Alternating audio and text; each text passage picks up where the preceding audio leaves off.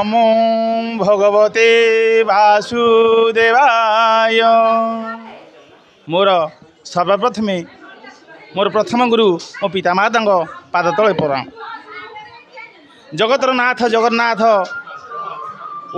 ओडिया कोटि मौड़मणि कालिया शांत पाद तले मोर कोटि कोटि प्रणाम।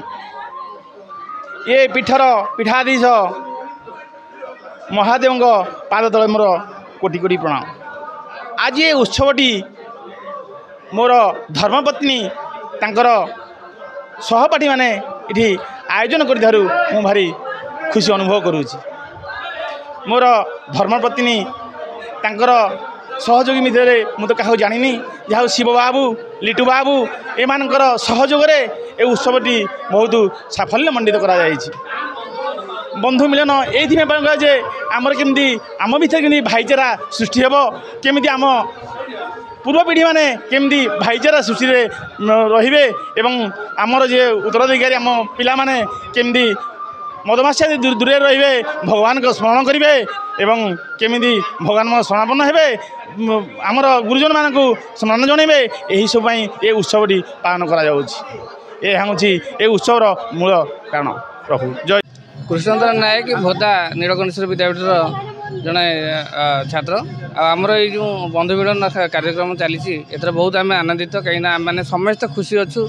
दीर्घ दिन विच्छेदर गोटे मिलन ये जो समय भितर आम बहुत निजे तो खुशी सहित आम मैंने समस्त जो एकत्र हबार गोटे मुहूर्त आंतरिकता बहुत खुशी लगुच। आम मैंने बहुत खुशी आमर 80 पिलू आम बर्तमान 60 पिला आम प्रेजेंट रोचु आउ किसी पिला आसी पार ना दूर थी भारी दुख लगुच से आम ए समय न पाई आशा करूँ समस्त पुणी एकाठी हो नेक्स्ट ये को बहुत भल लगे खुश लगे।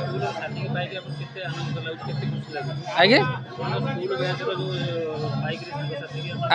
आज्ञा आज्ञा बहुत दिन गोटे थी मोर गोटे दी तीन टा बैच गला मोर समय दे पार नी कि मतलब बहुत खुशी लगुच बहुत आनंद अच्छी आउ ये गोटे मुहूर्त आगे भूली हेनी अविस्मरणीय।